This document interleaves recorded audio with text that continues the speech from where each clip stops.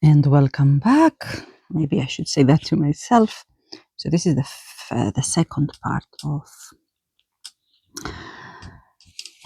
mentioning to you the tales of the peacock from all around the world. The previous video finished somehow abruptly because someone knocked the door. But it was good because I needed a break. Okay, you can see that I struggle to put my hand underneath the work to reach these points, which means what?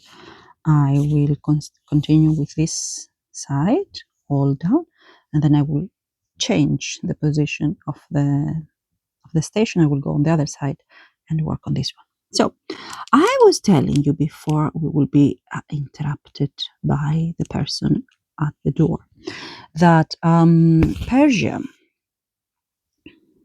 was much larger than Iran is today. And in Persia, we had the indigenous religions of Persia were primarily Zoroastrianism and the Yazidi religion.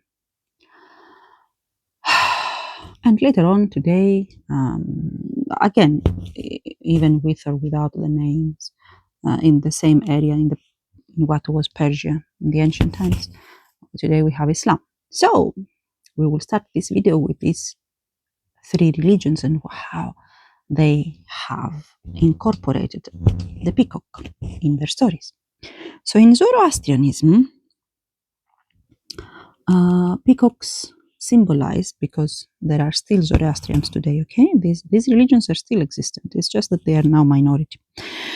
So peacock symbolizes royalty and divine glory, as in every other story, as we have seen until now. And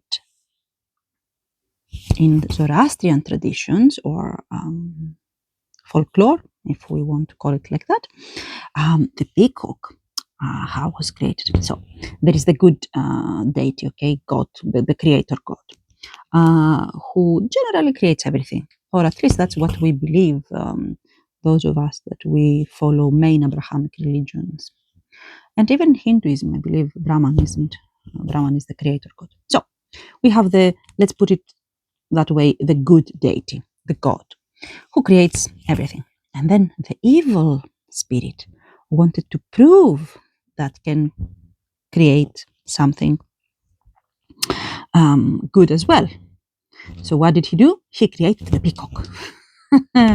So in Zoroastrianism, peacock is the creation of the evil spirit, because the evil spirit wanted to prove its worth, that can create something good and something beautiful. So the evil spirit did its best, and that's why the peacock is such a beautiful creature. Now, does that make peacock evil in Zoroastrianism? No, because evil is the creating power of the bird, not the bird itself. Okay. There is also peacock is also related to beauty, of course. It couldn't be different. There is a mythical bird, let's put it that way, in Zoroastrianism. The name is Simurg, and sometimes this mythical bird is described with peacock-like characteristics. But peacock itself, we said, it was the creation of the evil power. Then in Yazidi religion, I'm pretty sure that many of you learned about the Yazidi religion maybe 15 years ago through very unpleasant developments in real life. If you are younger, then you have been spared of these atrocities. But anyway, let's see. In Yazidi religion, the peacock, which is a symbol, and the Yazidi believers have, they tend to have small brass sculptures of peacocks.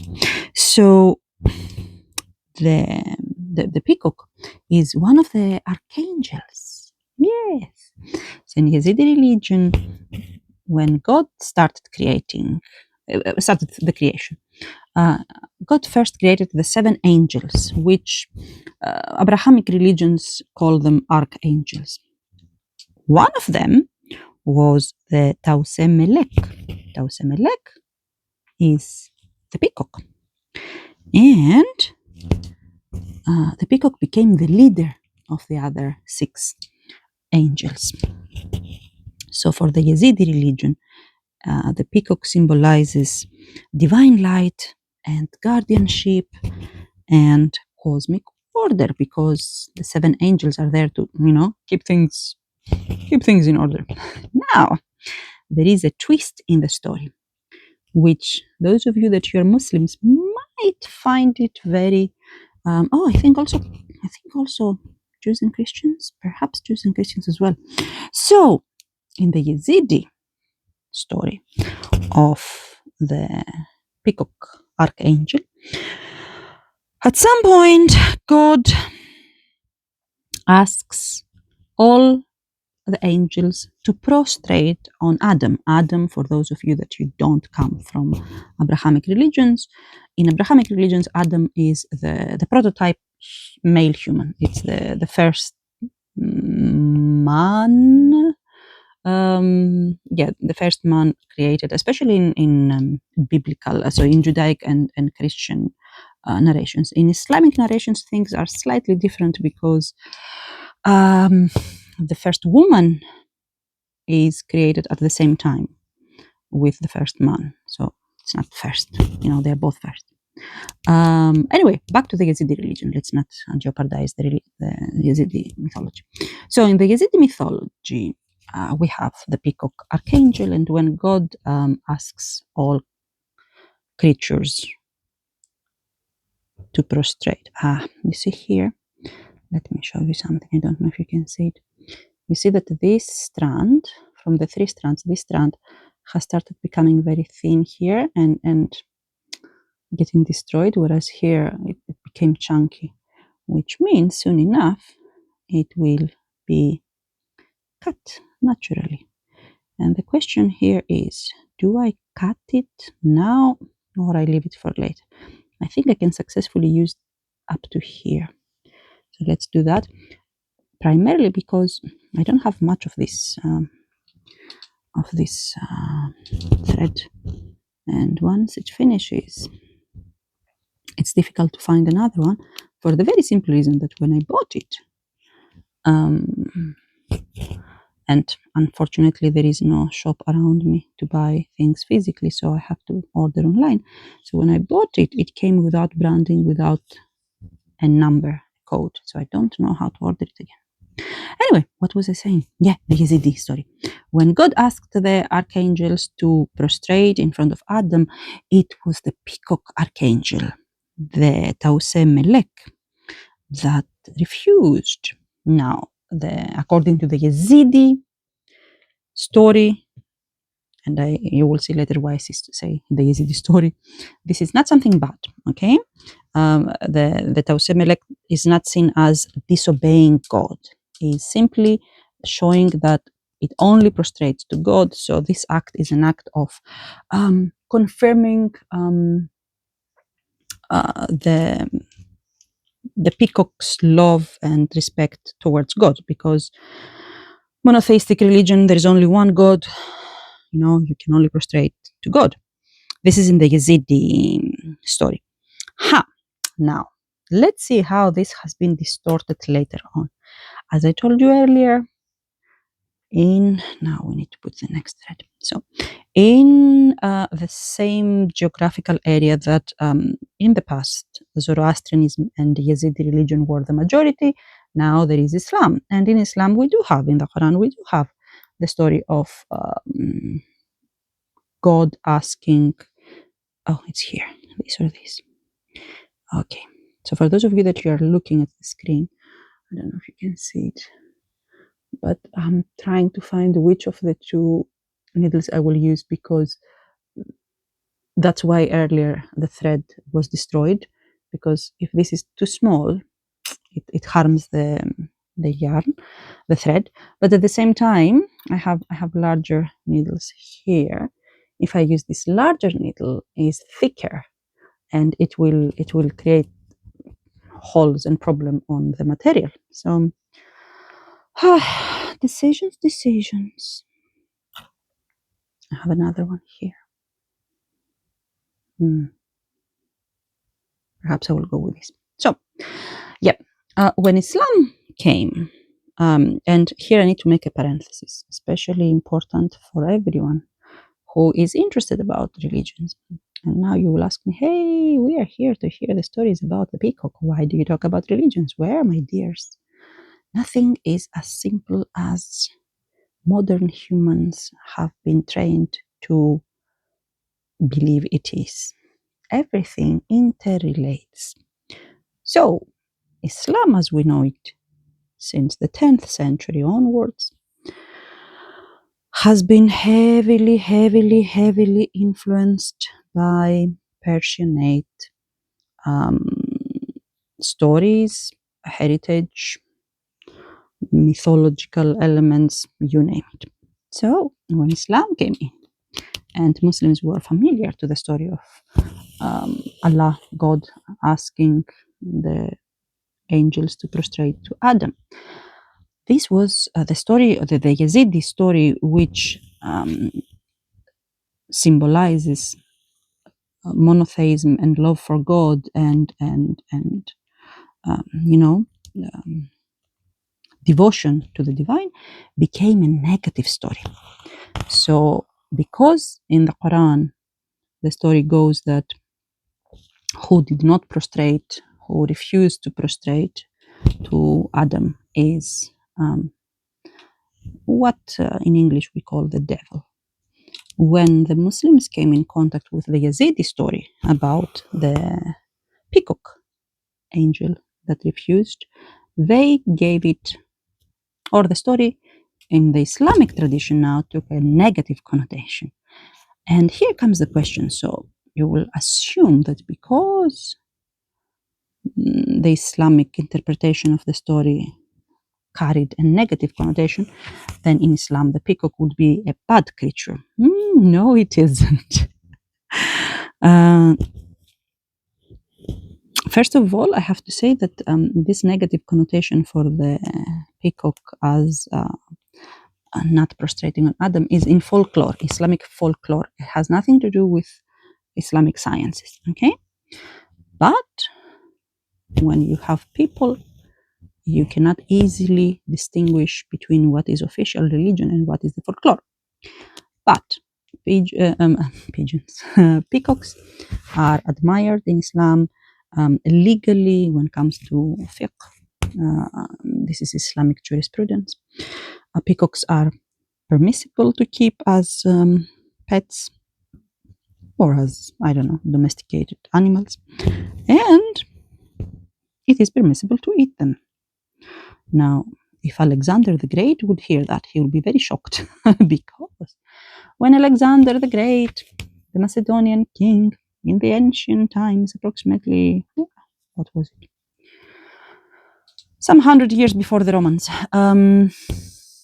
reached to Asia and saw peacocks for first time, he admired them so much that he ordered that nobody would ever kill a peacock and nobody would even disturb them. So peacocks under the kingdom of Alexander the Great were to be protected species.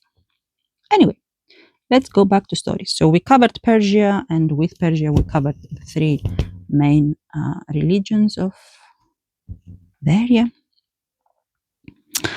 Now we will go to Africa. There is an East African tale about why the peacock has these bright feathers. We saw that in general, in ancient Greece and ancient Egyptian stories, in the previous video for you, this was because some god or goddess made it. Well, something similar happens in East Africa. According to the story, there was a drought. There was a period where there was no rain, so the people were the people and the animals. Okay, they were suffering. So the peacock in this occasion, something is going on here in stacks. Oh, okay. Here there is a tiny, tiny knot. Okay, so according to the East African tale, when there was no water available, the peacock helped the other birds to find water. And as a reward, oh, that's why we have the knot. You are responsible here. So, as a reward, not God, the sun, as a reward, the sun decorated the peacock with its beautiful feathers, that they have the colors of the dawn. That's what we believe in East Africa. And in East Africa, the peacock is a symbol of gratitude and service and beauty that has been earned through service. Now, in 21st century, I'm not quite sure how well this symbolism will go down, because we live in a very interesting sociologically period where the notion of service and servicehood and, all these things is being questioned. And I will say justifiably so. Oops, my cat wants my attention. Tina, come on. Oh, what do you eat, my baby? What do you want? Okay. I will not be able to escape my cat for too long. Experiences so I will move on to the next part of the planet. We will go to the Slavic regions and the story of peacock there. So,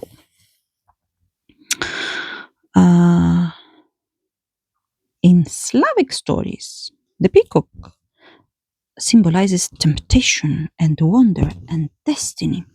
I forgot to tell you that in Islamic folklore, due to the association of the peacock with the Yazidi mythology, or folklore, sorry, not mythology, the Yazidi tradition.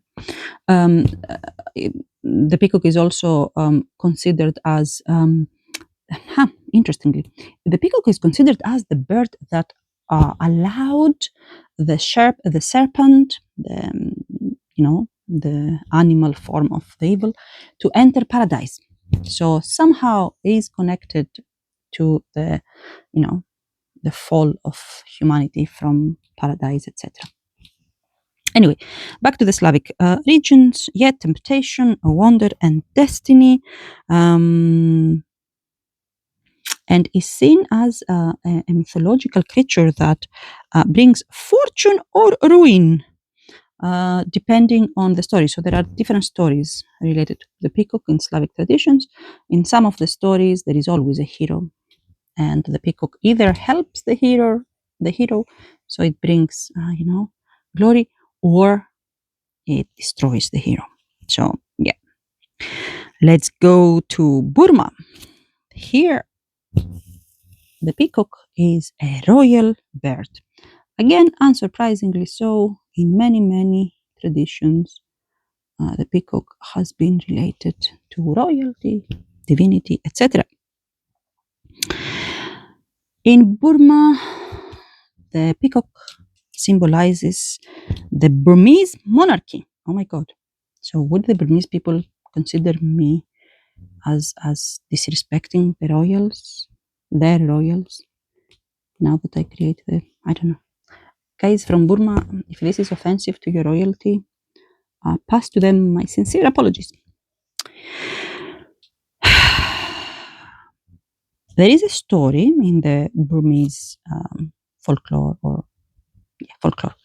about a glowing golden peacock who guided the first Burmese kings to settle where Burma is today. So the first kings were just walking around and they were trying to find where they settled their kingdom, and there was a glowing golden peacock that showed them the perfect place. That's why the peacock is the symbol of royalty. Very nicely so. In Indonesia, there is a goddess, female deity, Devi Sri, or Sri, which is the goddess of rice, very important, and fertility. And she created many beautiful creatures to adorn the earth, to make the earth a beautiful place. So, according to the story, the peacock was initially a very plain bird. I mean, nothing special. Okay, and it was also shy because it was plain. So Devi Shri asked each creature to offer something from nature to beautify the peacock. Oh, she was very, very cute, very considerate. And the sunset gave to the peacock the colors. The forest spirits gave them the eyes, these eyes. There is always a question about the eyes, right? Why? Which is, I mean, if you see a peacock from uh, close in person, it's very wow, it's very beautiful. Um, and the wind gave to the peacock its elegant movement. Oh, beautiful. The peacock then danced in gratitude, becoming a symbol of prosperity and blessing. Very beautiful story, which symbolizes generosity and, how if we all help each other, everything is much more beautiful. So this was a Javanese tale, okay? There is a Balinese legend of the proud bird, which in this story, the peacock comes to teach us about humility. So in this story, the peacock was so proud of its feathers that it refused to help other birds gather offerings for a temple ceremony. So everyone was like, hey, we need to gather the offerings. And he was like, the peacock was like, I'm too beautiful to do that. So the gods became angry, sorry, and it reduced the voice of the peacock to a very harsh cry, and this was the punishment, um, which says that you might be beautiful, but if you don't have, other characteristics in character, other elements in character, then beauty alone does not suffice.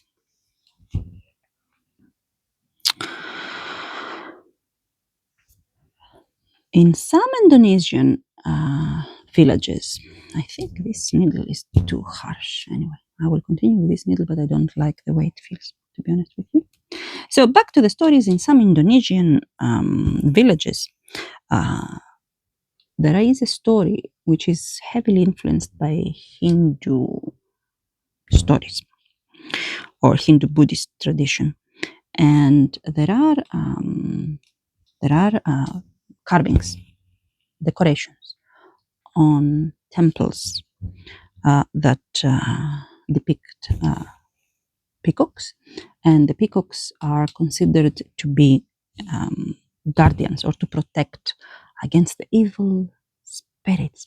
So you see how in different traditions the peacock can be the good, can be the bad, can be the creation of gods, can be the creation of the evil. We don't agree as humanity, we don't agree. The stories about the peacock, but we all consider it very important to include it in our mythologies, even if the peacock is not part of our ecology. We have stories from Philippines.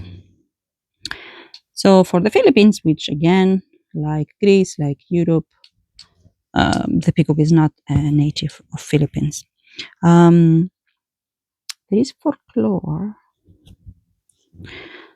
that mentions the arrival of a magical foreign bird.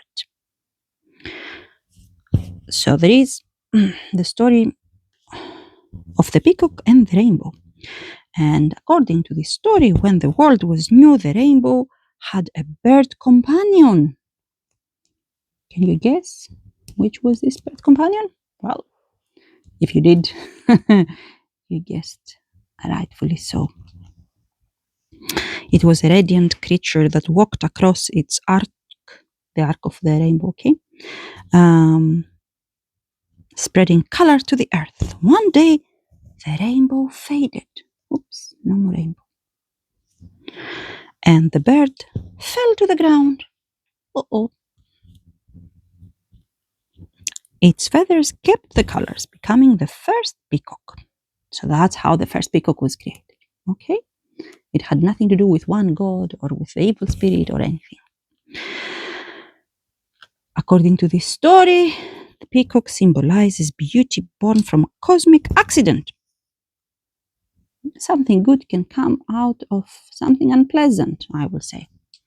And I'm very careful with my language when I say unpleasant, because we mortals, we tend to understand the world around us, but also express it through the binary of good versus evil.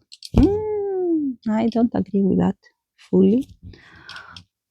In the divine, from the divine point of view, I believe that there is no such thing as good and evil. What there is pleasant for the humans, of course, because we make the stories, and unpleasant. There is also the Maranao Sarimanox twin, the story which comes also from Philippines, I believe. If not, please correct me, because I'm a mortal and I make mistakes. So, this Rimanok, a legendary bird of Maranao lore, sometimes appears in stories paired with a second bird described like a peacock, while the Sarimanok delivers messages between humans and the spirit realm. Oh, that's beautiful. Its peacock-like twin stays on Earth, dancing to celebrate good fortune. For some reason, when the brother is delivering the messages, the peacock is like, hey, let's have a dance. Here in this story, the peacock symbolizes prosperity and auspicious events. Something good, isn't it? When humans can send messages to the spirits. There is also the story of the jealous peacock. This is a humorous tale, but since it exists, we will say it. The rooster was originally the most beautiful bird. Do you see here the symbolism with the previous video? In the oldest Hindu story, we have this separation of the tree into a peacock and a rooster. Maybe there is some connection here, but who knows? Let's go back to the story. So, the rooster was originally the most beautiful bird. Angry with jealousy, a peacock stole the rooster's feathers. The gods returned the rooster's colors, but left the eyes on the peacock, on the tail of the peacock, as a reminder of its mischief. So here, the eyes are meant to symbolize, hey, this guy is a little bit naughty. He did something that shouldn't be done. That's a nice story. So here, in this story, the peacock is the symbol of trickery and consequences. If you do something, we will make sure that everyone will know about it. Let's go on the other side of the planet, depending on where are you located and how do you see the map. That doesn't come out.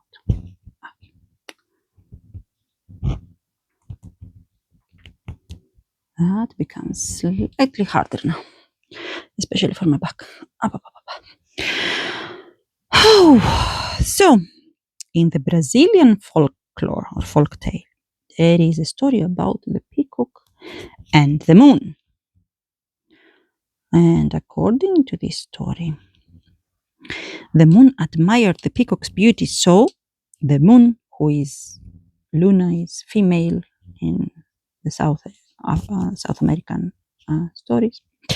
The moon invited the peacock to live with her in the sky. But the peacock, which initially did go, slowly started feeling lonely and returned to the earth. So the moon, Luna, saddened, placed shimmering reflections of herself on the feathers of the peacock, so it would always remember her. And here, the symbolism of the peacock in this story is related to nostalgia and companionship between celestial and earthly realms. And I'm telling you now the stories, but it is important to understand that humans especially humans in the... Oh, you see here, we lost one thread. I can fix that. So, especially humans in the pre-industrial era, and more importantly, before humans will be able to have airplanes, humans admired and felt, there was a mystery related to the birds. That being said, we need to remember that peacocks um, generally don't like to fly. They are heavy birds. Can they fly? Yes, they can, but it's not something they enjoy doing. Regardless, birds, for the human imagination, especially of our ancestors, that they did not have the technological advancement of today, were related to whatever was on the sky, and that's why we have so many stories with the peacock related to divine entities, celestial bodies, etc. So, we have another story from Brazil, the peacock and the jaguar. Should I say the story or should I leave it for another? Let's go for this one. So, in the Amazonian influence story, the jaguar challenged the peacock to prove its worth. But instead of fighting, the peacock fanned its tail so dazzlingly that the jaguar mistook it for a spirit manifestation and fled. In this story, the peacock has the symbolism of wisdom and intelligence. There is an Afro-Brazilian symbolism. In some candomblé communities, peacocks are associated with Oxum, which is the origin of beauty and fresh waters. Here comes the notions of grace, fertility, and sacred femininity. I think I will stop this video because I got tired of embroidering, and perhaps I will make another video at some other point in time with the rest of the tales related to Mr. Peacock. Not this specific Mr. Peacock, but the bird peacock. That's all for now. Bye.